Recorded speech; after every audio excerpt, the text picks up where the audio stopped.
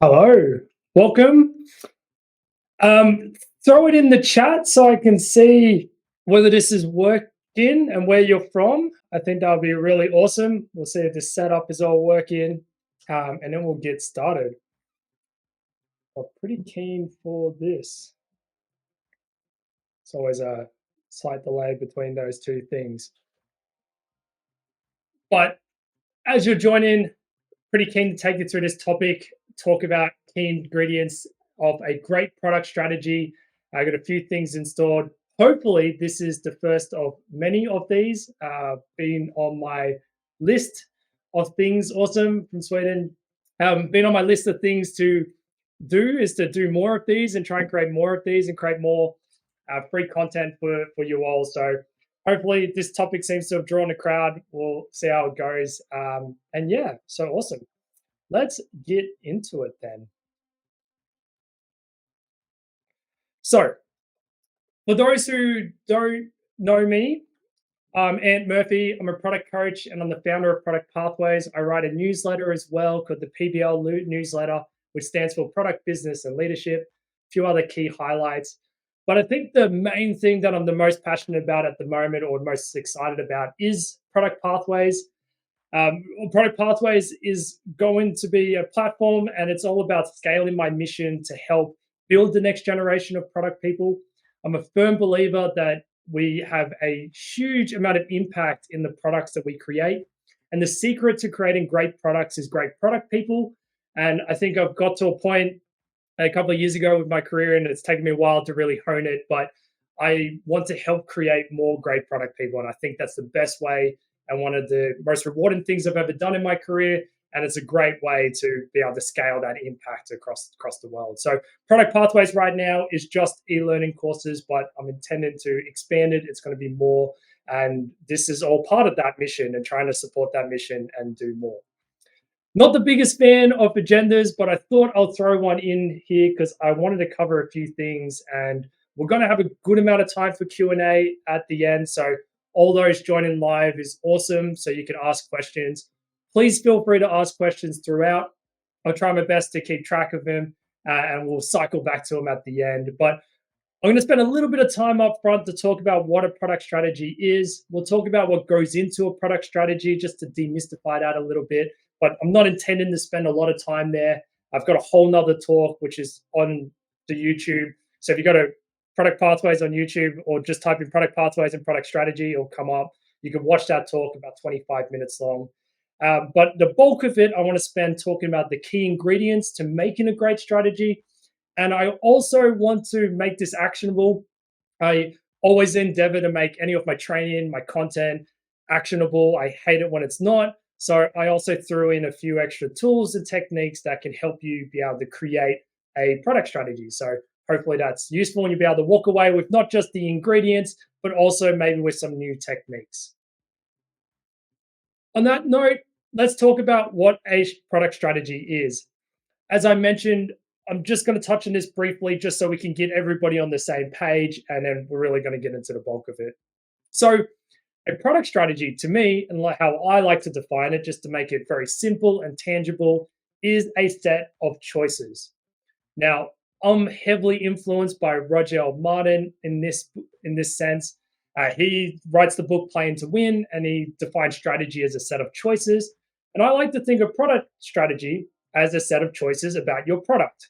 So these are choices to do something, to be something, to position in a certain way, to build something, to target a certain target market or segment. And every single time we make a choice to do something, to be something, we're also making a choice to not do something and not be something.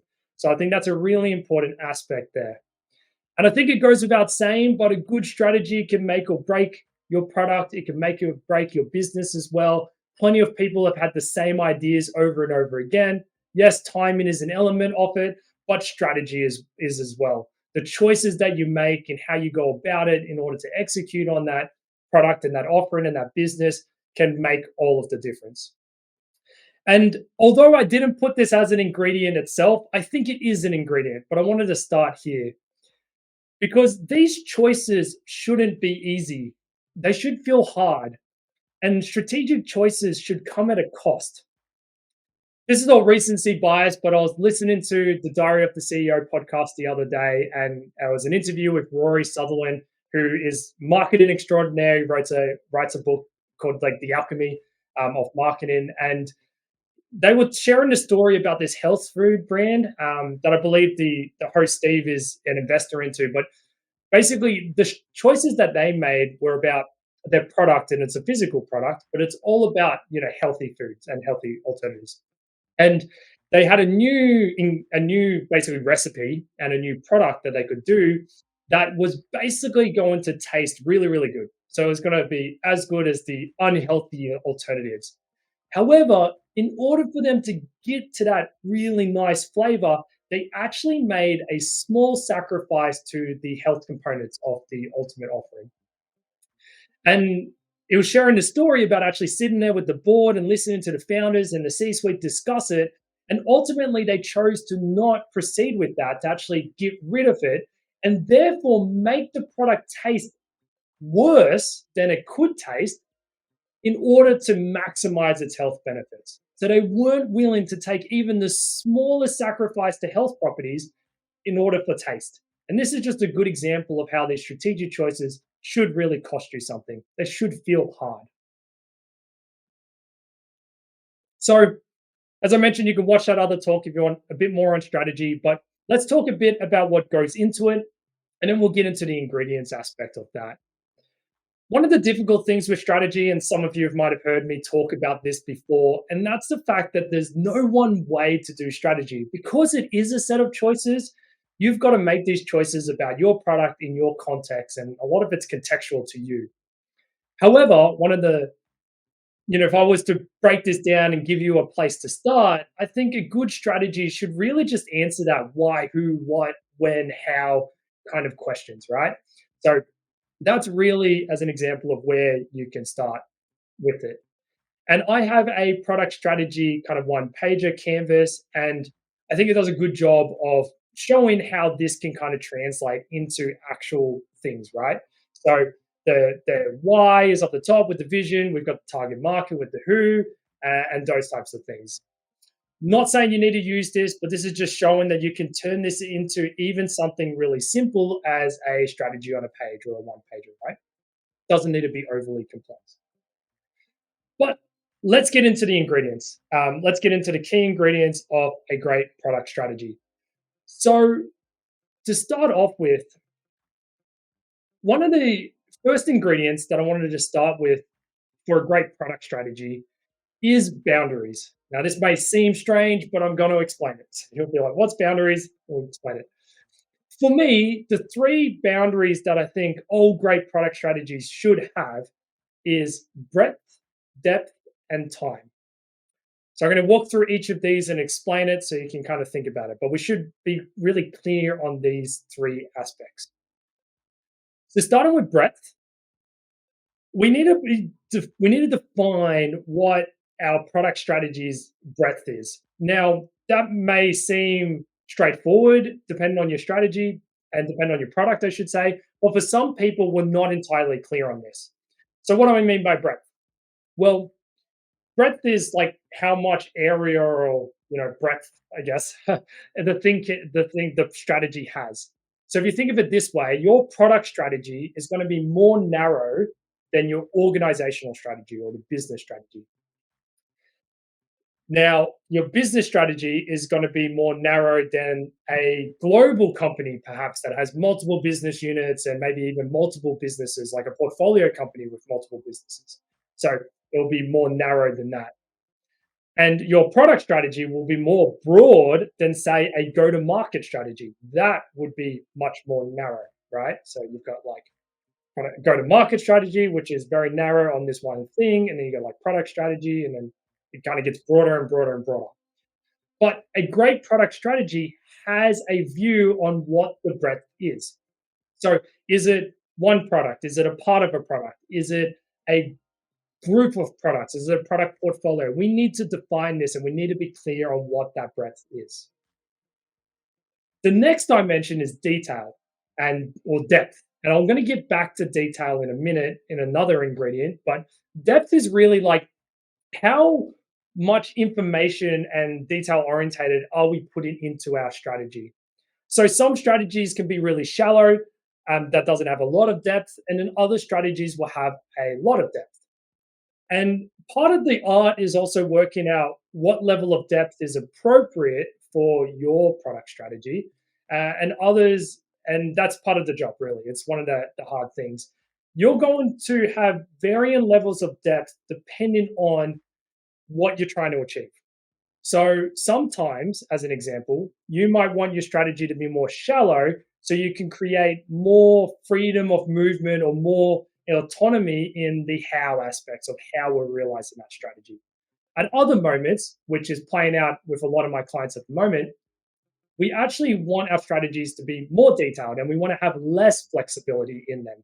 And the reason why it's playing out right now is because the economy is not as, you know, strong as it used to be, and people are becoming much more cost conscious. So for those reasons, our strategy is starting to become more detailed, and we're actually starting to be more having less flexibility and less, less room for movement inside of it. But it's really important that we understand the depth of our strategy and how deep it needs to be. Now, the last component is time. So we need to have a view of those time horizons. Is this product strategy for the next year? Is it for the next 3 years or 10 years? Is it for the next quarter or the next month? We need to have a definition of what that time horizon is. It's just really important to like define that and say, this is the next 12 months and this is the strategy and how it breaks down. This also means that there's no reason why you can't have multiple layers of strategy, multiple year strategy, this year strategy, a quarter strategy. And sometimes, just like with depth, you'll kind of bounce back and forth between them. You might be looking more long term, more short term. Those things will kind of fluctuate. But that's the first ingredient. We have boundaries. So we've confined it by time, we've confined it by breadth, we've confined it by detail. What level of detail are we actually going to go into inside this product strategy? The next ingredient is that it is aligned.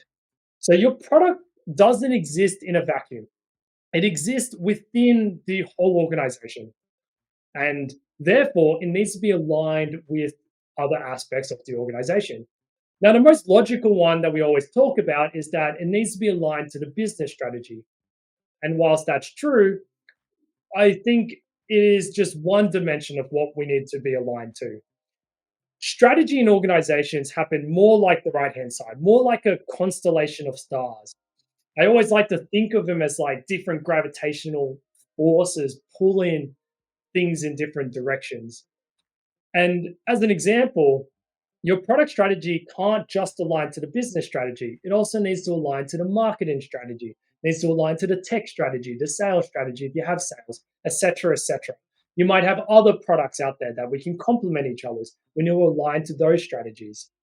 And as a result, it becomes more like a gravitational pull where they're pulling you in one direction, you're pulling them in another direction, and we generally find this happy equilibrium between them.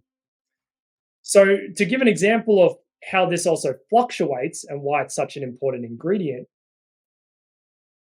your product strategy is going to be influenced by the tech strategy. Now, to what degree it will be influenced will depend on the company, the state of the company, your context, all those types of things. But I'll go through a very common scenario. A very common scenario is that our tech is lots of legacy. We have a lot of tech debt. In that scenario, your product strategy is going to be much more heavily influenced or even constrained by that technical strategy because we have all this tech debt to address, we can't do certain things, etc., etc. So we are much more constrained by it. In that case, that gravity of tech strategy will be much greater and we'll be getting pulled to them as opposed to pulling the tech strategy towards us. So as an example. The next ingredient is informed. So great strategies and all of these strategic choices that we're making don't just happen out of the blue. A bad strategy is when we just kind of, finger in the air, guess it, and just make assumptions and assume that the strategy is going to work. Yes, we need to make assumptions around our strategy, but Great strategies are informed. This means making time and space to do discovery, to go and do more strategic discovery, to do more exploratory discovery, where you go out there and you look at what aren't competitors doing, or what things are we missing, or what new markets might we enter, those types of things. And really using that data and using that discovery to inform the decisions inside your strategy. So great strategies are backed by data, they are informed. This leads into another aspect of a great strategy, which is also that they're measurable. So just like we use data to inform the choices we're making, we also need to measure the success and the impact of our strategy. Now, this is where OKRs typically come into the picture. I love the framing that OKRs are a depiction of your strategy. They should really be a model of your strategy. We're basically taking those strategic choices and we're turning them into measurable levers that we are pulling, and we are measuring progress towards them. And as we measure that progress, we can then pivot and adapt and be able to, change and course correct. Which is the fourth ingredient, which is that strategies need to be iterative. So if we think about that course correcting, we should be setting some type of cadence around our strategy. Like, how frequently are we going to be reviewing our strategy, going back to it, checking whether it's actually achieving what we expected it to achieve? Very commonly in organizations, this is quarterly. We set like a quarterly cycle or a heartbeat where we reflect and pause and look at our strategy and make adjustments where necessary. But it doesn't need to be. I think it's important that you set up a cadence and you make sure that you're iterating on that strategy based on feedback and based on more data, right? Another thing happens as well, which is that as we make those strategic choices, choice one, the choice two, the choice three, they will inevitably have a knock on effect to previous choices. So, as an example, if we chose to target, so we're thinking about who, and we chose to target Southeast Asia, that might have an impact on other choices. For example, maybe not so many people own a computer there. More people own smartphones or tablets. So that then has an impact on what we're actually going to do. Maybe we need to do it mobile first and those types of things. Equally, that might also have impacts on things like, well, how good is the internet over there? Do people have access to strong Wi-Fi? That's going to make have an impact on some of your other choices that you make because of that feasibility aspect. So there's this real knock-on effect, and this kind of makes strategy really messy, but we kind of move back and forth between different choices. And then there's also just an element that strategy is also still emergent. As I mentioned before, you're going to make assumptions about your strategy, and and those assumptions aren't always going to work out to be true. And therefore, some of our strategy is going to emerge over time only as we start to execute on it. So we also need to allow for that and allow for things to emerge and for us to be able to iterate. And the last ingredient is that it's detailed. So I mentioned this before in terms of depth, but I made it an ingredient because there is a level of depth which is probably not viable for product strategies. And what I mean by that is you get these really high level strategies that say things like, we want to be best in class and best experience and, market first and those types of things. But these are just really like fluffy statements which don't really help us. They don't really allow the strategy to be actionable. So there is a level of depth and detail that is actually necessary in order for the strategy to be actionable. And that is where you need to drive towards. And that's why I made it a separate key ingredient. A really good litmus test that I just put up here is that your strategy should be able to answer why you made those choices. So there's a bunch of choices, but why did you make those choices? And if you're also using ingredient three and you're making sure it's informed, then you also should be able to answer how you came to those choices. So I'll give you an example. So it is a good strategy or a great strategy would actually explain, it will say something like, right now, our business goal is to hit X, Y, and Z. Maybe it's a revenue target. Not that great, but let's say it is. But right now, in order for us to grow at the rate that we need to, in order to help the business reach those targets, we have a big churn problem. Our churn is 35%. And unless we solve our churn, then there's no point in us trying to acquire more customers or do those types of activities. Therefore, we are making the choice to stop working on more, acquisition features, those types of things. And for the next quarter, which is a time frame, we're going to focus on resolving churn. And by the way, here are the top reasons why customers are churning. And that could have knock-on effects into other aspects like how we position the product and those types of things. But a good strategy should be able to explain not just what choices you're making, it should also explain why you made those choices and how you came to those decisions, right? And how you came to that conclusion. I actually like to put like, here's my hypothesis and the insights that I'm getting and why, and the belief I have and why we need to make this bet. That is what a great strategy looks like. So let's now give, get into giving you a few tools to help you craft a great strategy. This is just bonus in a way on top of the 5 ingredients, but I wanted to make it actionable and just give you a few tools. So let's walk through some of those aspects of a great strategy now. Strategies need to explain who, right? So we want to define our target market. It's just a very common activity, right? And it's really important that we know who we're chasing and who that target market is. We also know that some of the best companies started very narrow. They were very laser focused on their customer, very laser focused on what problem they were solving for them and how they were basically delivering on that. And they started extremely narrow. So this is a really important aspect of our strategy because we should be really narrow unless our product is very mature. But if you're in the early stages, we need to be narrow. You can also apply this thinking to new features, right? Like you can start very narrow with a new feature. Like we're going to solve this problem for these customers and we're going to do it for this feature. And then you can start to expand out. And I'm going to give you a tool to help you do just that. So this is a tool that I created and I've used a few times and I've coached a number of founders and product people on this as well. And it's just a bit of a template to help you define your niche. And the way that it works is this. We start really broad. So we're kind of like starting at the market level, right? Or the industry. So our product is for who, right? Like someone, right? In a very broad sense. That person or persona is going to have a unique set of traits and characteristics. They're also going to be trying to do something. And through that action, they're going to have a specific need or problem that you can solve. And I'll give you an example of a startup, and this is a product leader that I've coached. I've coached for a while now, and this was basically their company's one.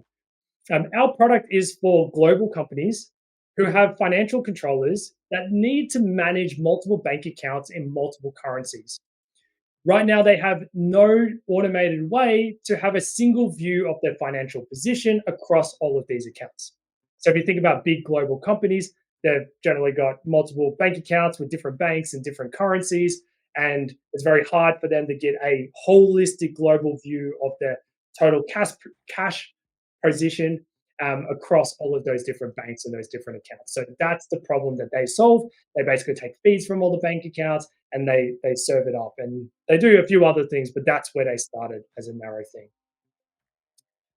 Amazon, this is my stab at Amazon when it started, and its product was for readers who have a computer and access to the internet, because remember, this was like the 90s, that regularly purchase books and want a convenient access to a wide catalog of books.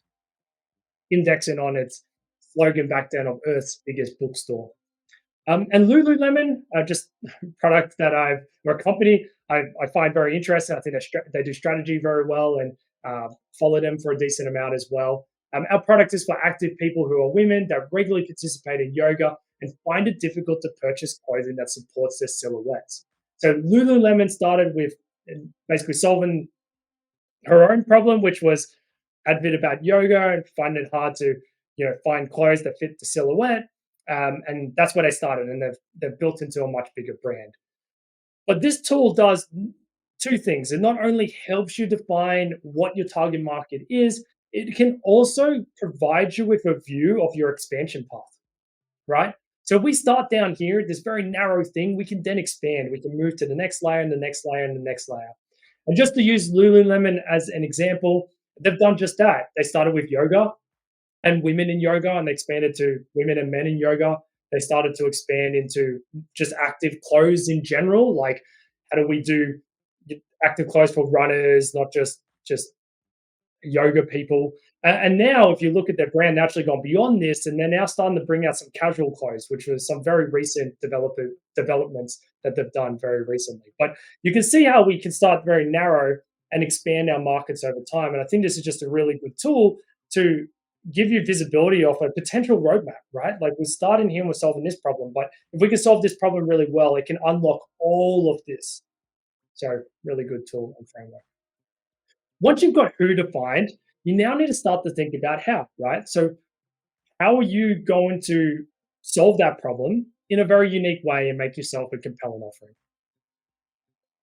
So, a unique value proposition is essentially that. It is that core benefit that differentiates you from the competition inside the market, positions you to be the best option, the no brainer option.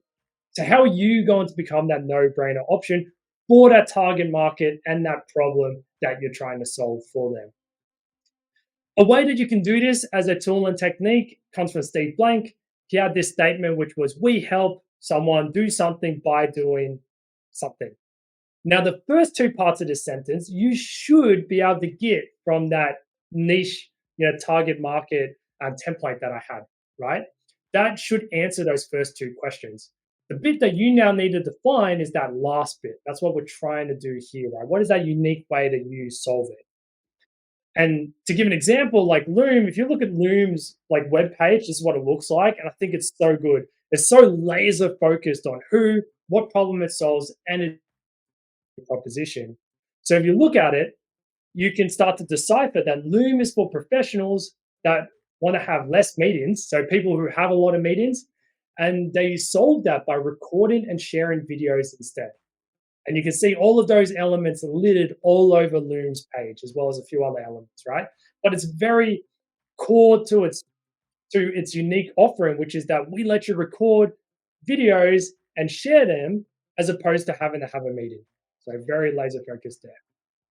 You can take this unique value proposition and your differentiation a little bit further. You can actually end up turning it into a moat. So I think moats are a really good element of a great product strategy. So great strategies should be starting to define their unique offering and ideally, what type of moat, how are you going to fend off that competition in the future? So Warren Buffett was the person who is mostly coined to have coined the term moat. And he basically defines a moat as your ability to like maintain a competitive advantage into the future. So thinking about like castles when they used to have a moat, that used to be something that was a physical barrier that basically stopped people from getting into your castle. So same deal, but with your product against your competitors. Now, many companies do this, and sometimes this is a bit of a maturity thing. You're going to start with a unique offering, and then over time, you're going to build a moat. But I think this is just a really great element to be thinking about, and I want to give you a bit of a tool around this to help you think about moats. So, moats can be defined into four categories. You've got network effects, switching costs, economies of scale, and then intangible assets. So, starting with network effects, the notion behind a network effect is that something becomes more valuable the more number of basically nodes in the network or number of users increase.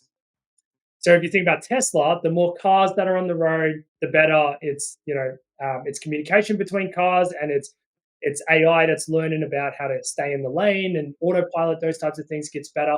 But also, the more that they add to the charger network, the more that Tesla becomes a desirable alternative because now I can access that fast charging network.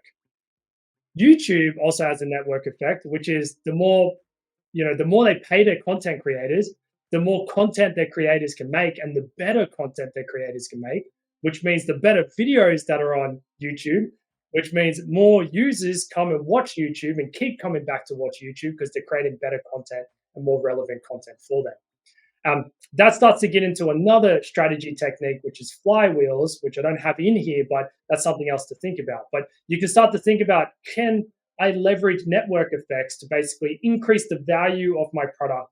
The more it gets used or the more people adopt it or, the more nodes we add into the network. The next one you have is switching costs. So the notion behind switching costs is that the more somebody uses your product, the more they get embedded into your product's ecosystem, and then the more expensive it becomes to change and switch. So Apple did this really early on with the iPod and iTunes. So if you bought an iPod, you had to use iTunes, which meant that if you wanted to move to another MP3 player, you had to move all of your music out of iTunes and into something else and move it onto the MP3 player. And if you bought music on iTunes, you couldn't get it off iTunes. So you're kind of stuck there and you'd have to basically incur that cost as a sunk cost that you're actually going to physically incur in order to move. And Sonos has it as well, because the more speakers you have, the more it connects. And if you decide to get another speaker that's not a Sonos, it won't connect to the ecosystem, and you'll have to basically replace all your speakers if you want to have that new network. Economies of scale is as simply as your thing grows and evolves, the basically cost per unit decreases over time. So Amazon, Walmart, a lot of those big companies have this, where the more they grow, the cheaper they can build things, and then they can start to play a cost game there. But you can think about whether you can leverage economies of scale.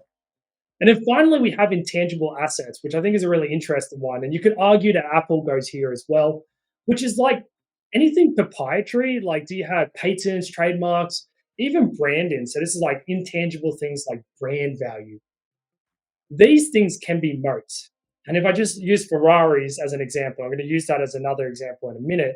Like, people buy Ferrari because of the brand. Like, the brand means something. It's not that, Ferrari means something. If you pull up in a Ferrari, it means something, right? And Netflix has proprietary content, which is Netflix only content. So if you want to watch that show, you have to go to Netflix. There's no other alternatives. You have to get Netflix to watch that show. So these are those intangible assets that you can have that can create a moat around you. So network effects, moats, context, switching costs, and those economies of scale.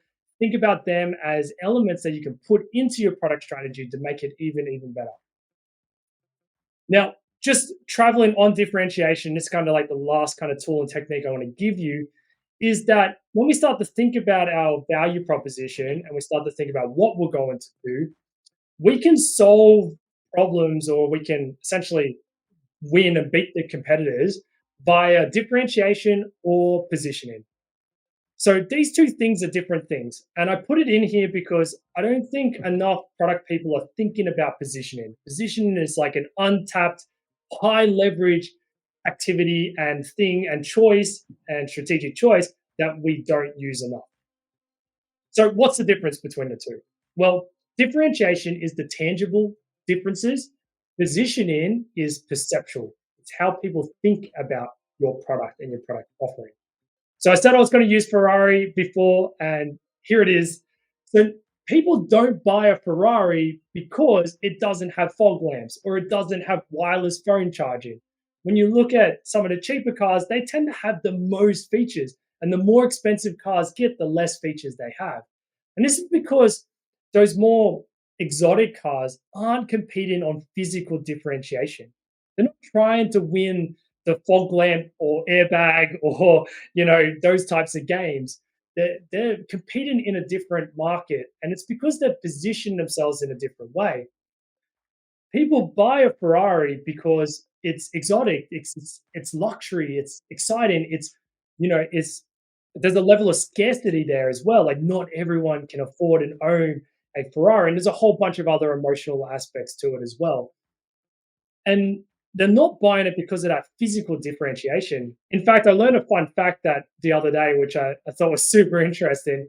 A Bugatti Chiron, which is one of the most expensive cars you can buy, it's like $3 million or something ridiculous. It doesn't have cup holders. So if you buy a cup of coffee and get in your Bugatti Chiron, you'll have nowhere to put it. Now, people aren't not buying a Bugatti Chiron because it doesn't have cup holders. They're buying it because of its perception, because of its positioning inside the market. Now, this is an untapped resource. How we position ourselves can be a way that we can either no longer compete with our competitors, or a way that we can beat our competitors as well. Now, it should go without saying that these two things need to work together. We need to have physical differentiation with the way we position our products, but position is not beholden to it. we can reposition ourselves away without having to physically change anything. I've heard some really good stories about brands that basically just raise the price, change the packaging, and make it look more exotic and more luxurious. And then suddenly it starts selling like crazy. And that seems counterintuitive, but what they've actually done is they've repositioned the product as a luxury product, not as like a cheap alternative. And here's just an example of the two going together because there needs to be coherence between them. When we position ourselves in a certain way, like responsible banking, we can then have differentiation where we are the first carbon neutral bank in Australia, which is what Bank of Australia was. So this is positioning, and then people become less price sensitive because now they're starting to go to you as an alternative because they don't want to fund the climate crisis. They want to be at a carbon neutral bank and a bank that's for its members and not profit driven. Those types of things. So you're positioning in a different way to basically win without actually having to have any physical differentiation. Still a bank at the end of the day, still the same products and features, no change there. So in summary, product strategy is a set of choices. There's no one way to do it, but really you should be trying to answer the why, who, how, what, when type questions. I also add how do you intend to measure it in there because of the key ingredients of measuring. Think about defining breadth, depth, and time. Make sure it's aligned, not just to the business strategy, but to other product strategies, the marketing strategy, tech strategy, etc. Make it informed. Like, don't just make it up. Like, actually have data and research to support it and make sure that we're measuring the impact of it. Make sure we've created space for it to be iterative, to make sure that we've created space for it to be emergent as well, and have that cadence around how we're going to regularly review our strategy and improve it and iterate on it. And finally, remember, just because I wanted to hone in on this point, there needs to be an appropriate level of depth.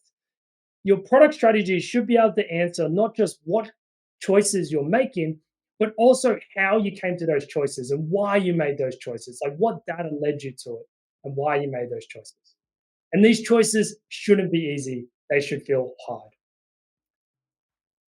Now, I just wanted to take this moment. A lot of you know that I have a newsletter and I've mentioned product pathways before, but the product strategy course for product pathways is the course that is in progress right now. It is under construction. I hope this last 30 minutes has been a good taster into or insight into what can be installed for the course. But that is under construction. It'll be coming soon. So you can sign up on productpathways.com and you'll be notified when it comes out. But I'm keen to hear if there are any questions from the Q&A. Throw it in the chat if there are any questions. Best way to communicate your strategy and get buy-in. So I think the first step that's really important for me around this is that you actually you spend time getting buy-in during the strategy creation part. So a common fault, and maybe this is a key ingredient as well, that strategies are collaborative, but I think that's covered in the aligned aspect to me. But a common fault is that we basically go into a vacuum and our own little dark corner, and we do the research and we come with the strategy and we expect everyone to love it and buy into it. That's not really the case. The more we can bring people on the journey, the more we can involve them and get their opinion and help them shape the product, the more we're going to generate buy-in during that.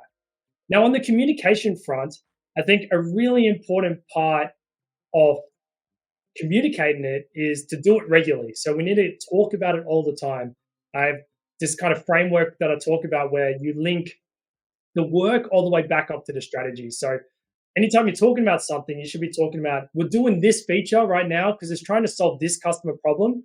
And we need to solve this customer problem because our current goal is this, which is one of your OKRs. And the OKR is this because our strategy is A, B, and C. And in order to achieve that, our first stepping stone is to solve, get this outcome. And that's just a great way to communicate it all the time. And then the other thing that I think you can do, which I've experienced that is really powerful, is to use things like that strategy on a page.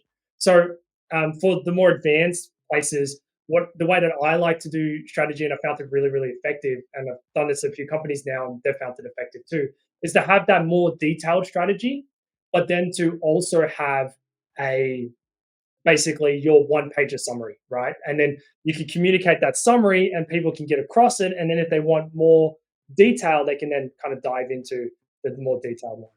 And that can also help with buy-in as well because they can see that. There's a whole bunch of other influencing techniques and strategies there, but I think getting them involved and communicating that way is the best. If you have any follow-up questions, throw it in as well. So ideal roadmap model that reflects the strategy. I have a view on roadmaps that I got a video. It's on the YouTube channel around it, but I don't think the format matters too much. It's more what goes into the product roadmap that is important. So your roadmap needs to reflect your strategy because your roadmap is now taking that strategy and putting it into like a plan, right? And putting it into like we're doing these steps. I think the ideal roadmap, like model, to answer the question, is that one that in the more near term, it has things like features and things that are more concrete. But then those things turn into like opportunities, which then turn into future big bets or future OKRs that we might have. So, what I mean by that is when we define our strategy, we can then try to model our strategy based on those elements, right? So, we can model our strategy around into our OKRs. So maybe we need to solve retention. So I used that example before. So maybe we need to solve retention first, and then we can move to all these other things. A The perfect roadmap would explain that. The perfect roadmap would say our current goal is retention, and here's the things that we're doing to solve retention.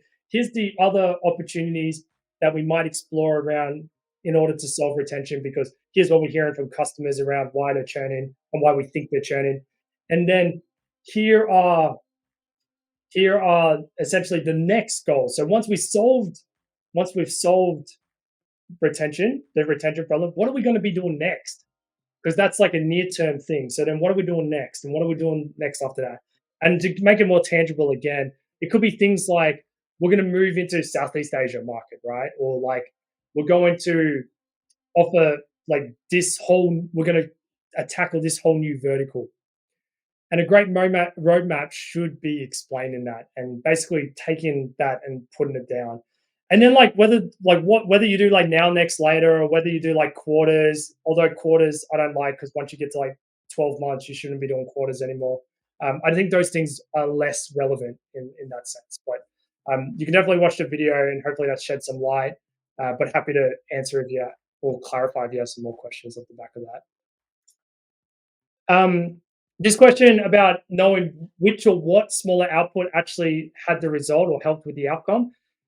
This is where it's so to me, I literally had this conversation this morning. I ran a workshop this morning around outcomes um, at a company's offsite. But this is where it's really important. So morning my time for those who aren't in Australia.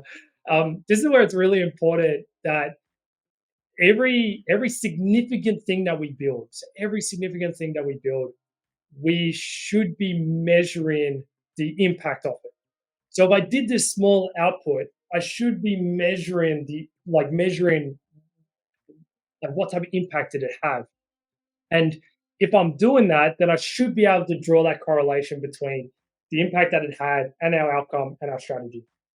And the example that I gave to them was if you're not measuring each of those outputs, whether it's small output or not, let's say that you delivered three things and then your metrics went up, like you achieved your outcome. How do you know which of those three things actually contributed to that outcome?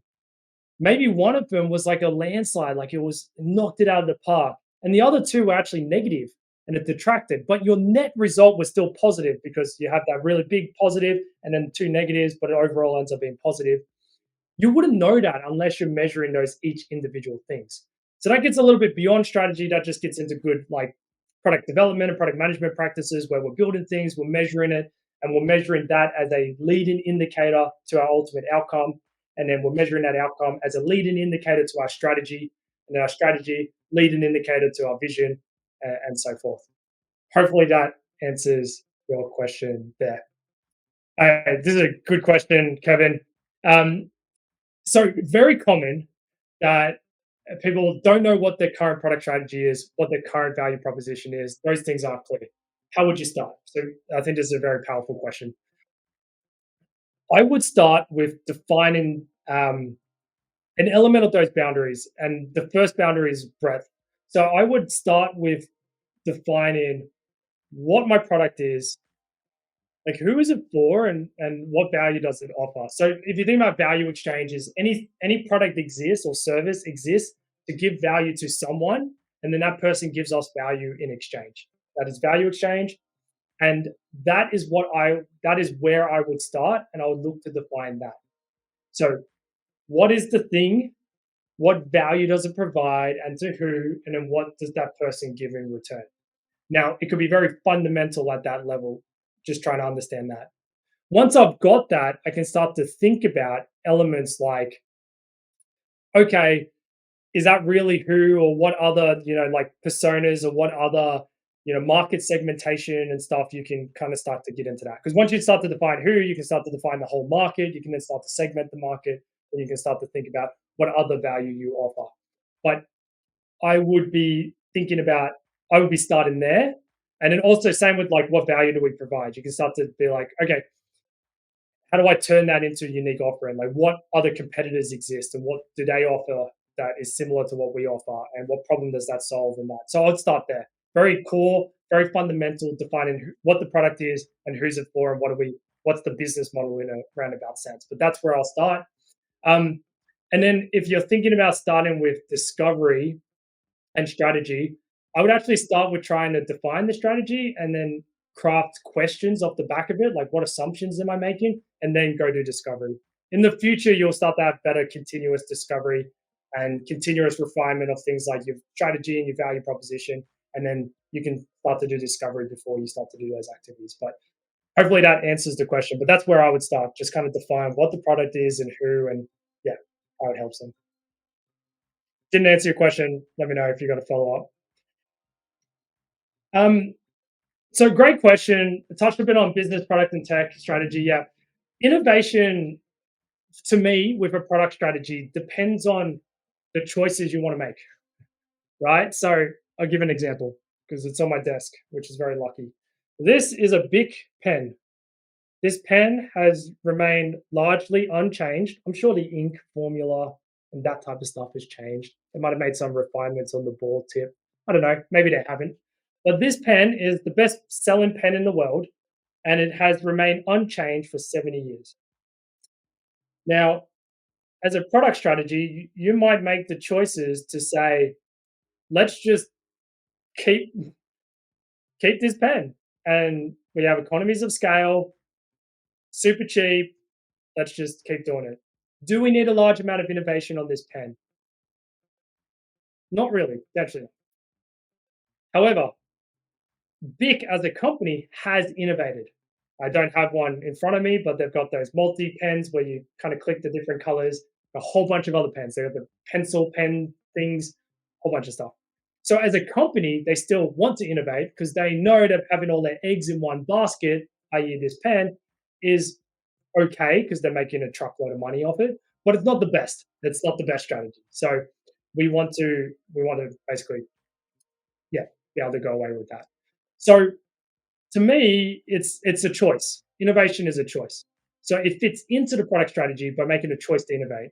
Another example of when you might choose to innovate would be when you're in a mature stage. So if you think about the product lifecycle, introduction, growth, mature, decline. When you're immature, the way that you avoid decline is by innovating.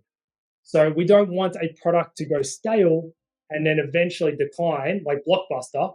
We want to keep innovating and staying ahead of the change curve. So in order to do that, we need to innovate. So if my product is getting into a mature stage, I might shift my strategy to innovate. Whilst I'm in growth and I've got product market fit and I've got high growth, I'm probably more in the optimizing mindset. How do I service the customers that are coming in? When I say optimize, it's probably more optimize it for scale to be specific. So I'm thinking about scale. I might not be thinking about radical changes because the product works and we're getting heaps of customers. So that's how I would define that and answer that question. Hope that helps. Strategies for realigning. It's a good question. So all of it's going to shift, and this is why I like the analogy of constellation of stars. Like they pull in different directions. The best strategy that I've seen play out in multiple organizations for doing this is to have an organizational heartbeat or rhythm or cadence around your strategies. So if everyone is looking at your strategy and their strategies every quarter, they would be basically reviewing it and changing it at the same time.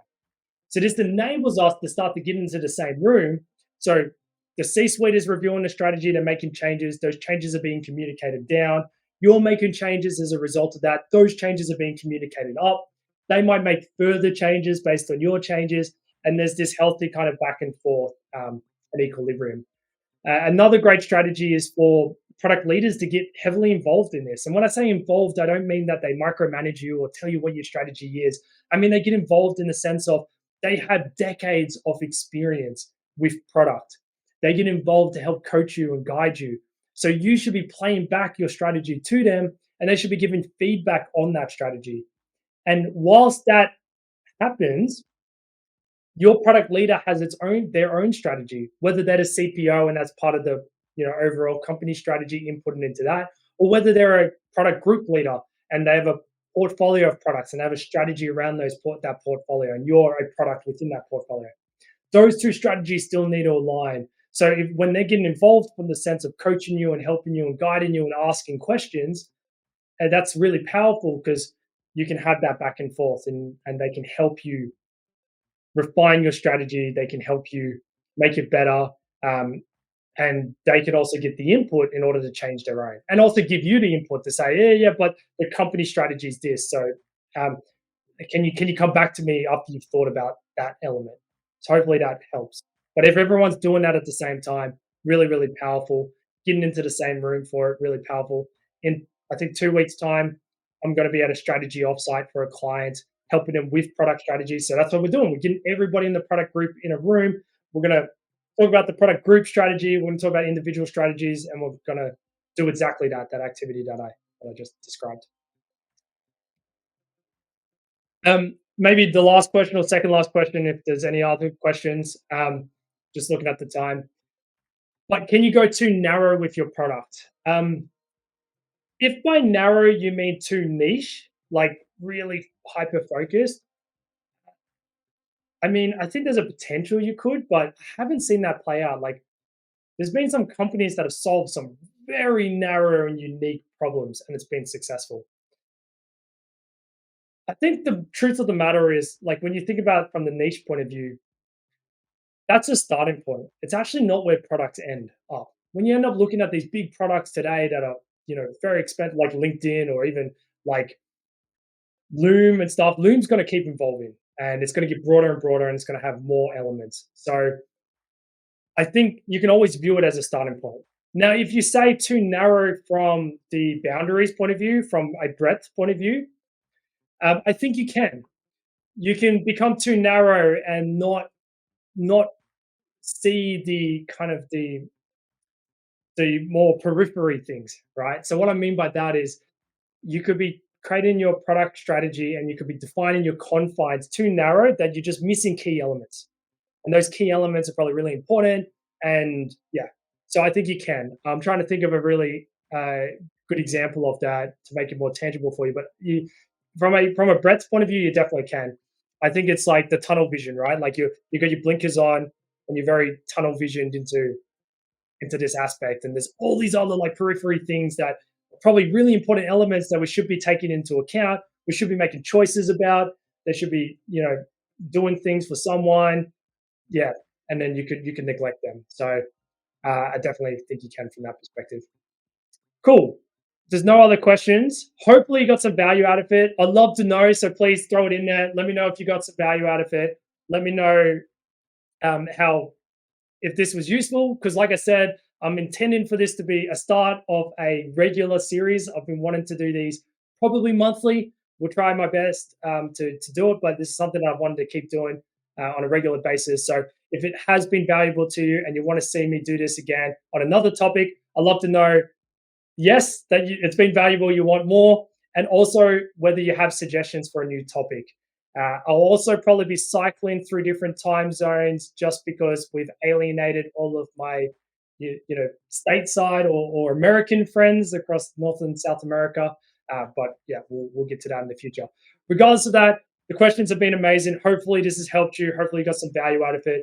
The recording will be up on YouTube. I think it's still available on socials, anyways. And thanks for it. This has been amazing. I really appreciate the support. And yeah, have a good rest of your day, whatever time that is, or wherever you are, wherever you're going. Yeah, enjoy it. Thanks, heaps.